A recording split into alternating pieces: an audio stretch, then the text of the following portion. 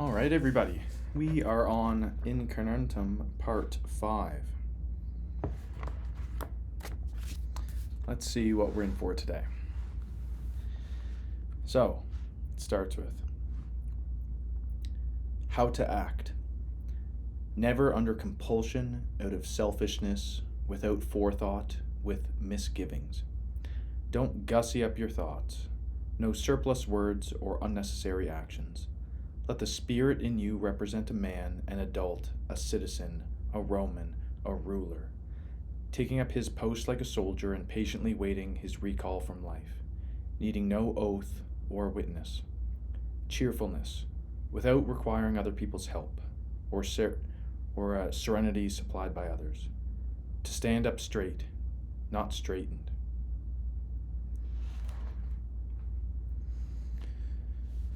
So what's Marcus really getting at here? Where's his thoughts going, and where's my thoughts going with where his thoughts are going?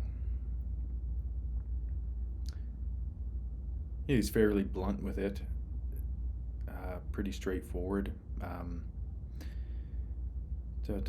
He really sums up like, don't gussy up your thoughts.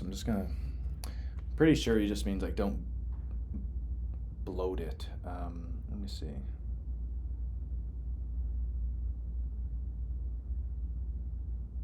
Okay, so make someone or something more attractive, especially in a showy or gimmicky way. So, yeah, either embellishing things,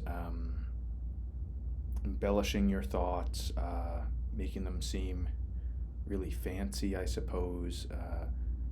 My mind's kind of going to grandiose thoughts that don't really necessarily justify that.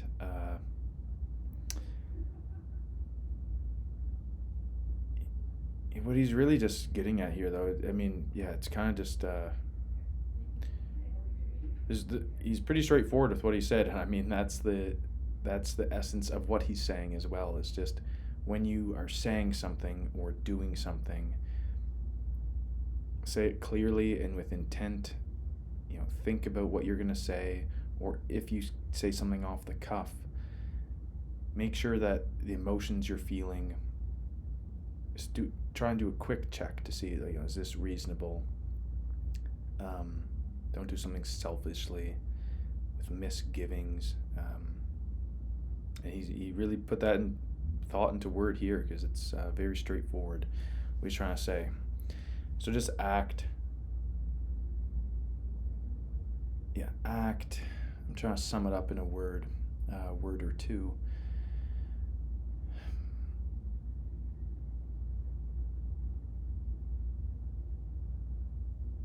He did such a good job of it here. I'm trying to get my juices flowing here. Let's see people. And look, here I am doing exactly what he said not to do. I've already said, what he said here, it sums it up perfectly. Now, when he says, though, never under compulsion, sometimes, if some dire situation is there, that one might be harder to do than others, but I think what he's really getting at, though, is the compulsion of personal gain, and not an honest personal gain, some sort of trickery or something that the other person doesn't, and using that to your advantage.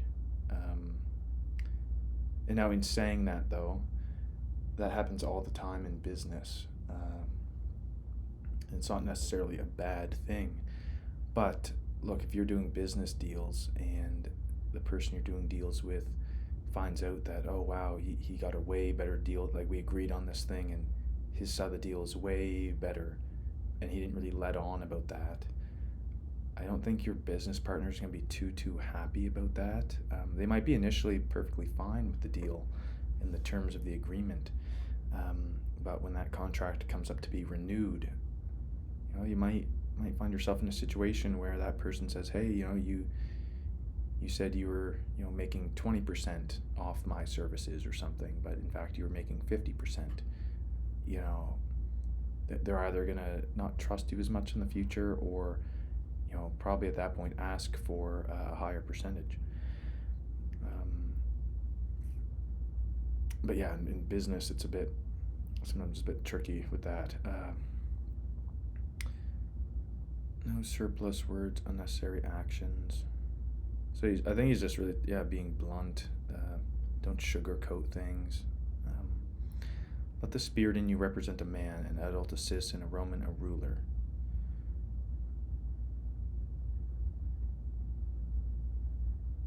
Taking up a post like a soldier and patiently awaiting his recall from life, needing no oath or witness.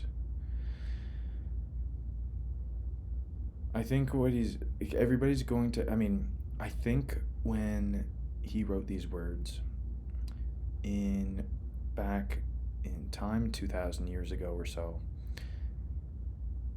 a citizen, a man, an adult, a Roman, a ruler, they might have had much clearer definitions than they do today. In today's society, a lot of these things are very subjective, and for the most part, a lot of us can agree that we want a ruler to be honest and act with integrity, be responsible, have good time management skills, be a stately person. Probably most people would agree they would want a ruler or government official to act in that way. And same with a citizen, an adult, a man, you name it. And I think when he says here, though, a man, he means kind of like as an individual. But back then, though, things weren't as, what would be the word? It wasn't as, they lived in a Western society, and this book is about Western philosophy and the Western way of living a life. But they weren't as, I guess you would say, free of thought as we are today. But really, though, what he's getting at, like, whatever your definition of that is, at whatever point in time, act in that way. The values that you see yourself as a man or as a citizen, or if you're the boss or manager, what have you. Just, you don't need to have an oath or somebody witnessing you doing good or performing virtuously. In order to do those things, do them just of your own volition, without expectation of reward, even if the reward is just simply someone seeing you do it, and then you hope that maybe in a few months, when I come up to discuss my raise, or a job or something along those lines, I'll want to point out that I want them to see me for that. And while that is a component that's important, what he's saying here, though, is you should be doing those types of acts that would get you that promotion, or garner the respect of your friends and family and local citizens, the society you live in, without necessarily being aware of people watching you, and for that sake.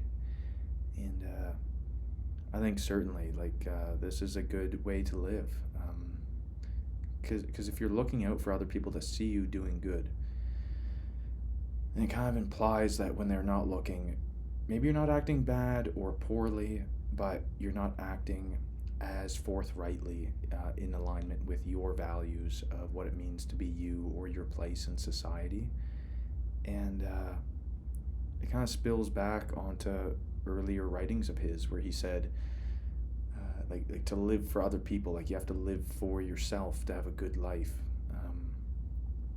You have to find out what's in your nature and live by that. What drives you, and if you're only doing that to garner the witnesses of others or the praise of others, then you're not truly doing that.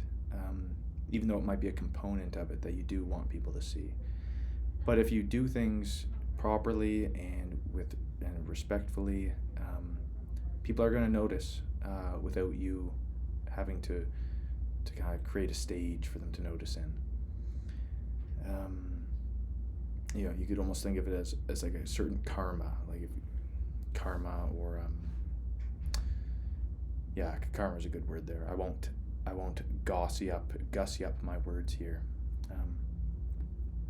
Now he gets on to cheerfulness without requiring other people's help, or serenity supplied by others. So really, like, finding your own happiness in the world. And certainly he's not saying at all here you can't find enjoyment with the help of others. He's not saying that at all. But to find things day to day that do inspire you, that bring you joy, like doing these videos. Nobody watches these videos, but they're just fun thought exercises, and they've helped a lot as I've been building this business, kind of helping me keep sane in a sense. And so don't put too much of your happiness onto other people, or what other people can provide you. Go there and find your own happiness. And to stand up straight, not straightened. So despite everything going on in the world, everything going on, stand up straight with your shoulders back. That's for anybody that's read Jordan Peterson's his first book, 12 Rules for Life. That was, I believe, the very first chapter, and he got his famous lobster analogy and the whole hormone and endocrinological system. Just when you stand up and with your back straightened, it sends a message not only to your nervous system that things are okay, you're confident in the moment, you're capable of doing whatever you've set out to do internally, but it also emphasizes that to the world around you as well, that you're your own person, you're staking your claim on who you are, as opposed to being straightened. So someone else telling you, oh, well, you ought to do this way, and he's metaphorically speaking here, but to be kind of straightened into position, kind of like maybe a dog would. You'd get it in line if it's behaving poorly. It's maybe like a young kid getting scalded, or an adult too. Adults get scalded too. But a scolding, you shouldn't be acting that way. And hopefully it's followed up with a because, and an explanation and a chance to do better in the future.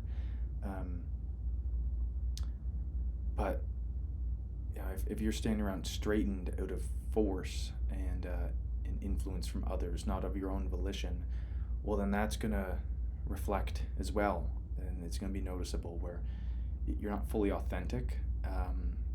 I believe that's what he's getting at here. You're kind of fitting into the peg that of how you're supposed to be, and you've bent yourself and contorted yourself to look the part, but it's inauthentic. And so to find your own authenticity and agency is what he's getting at.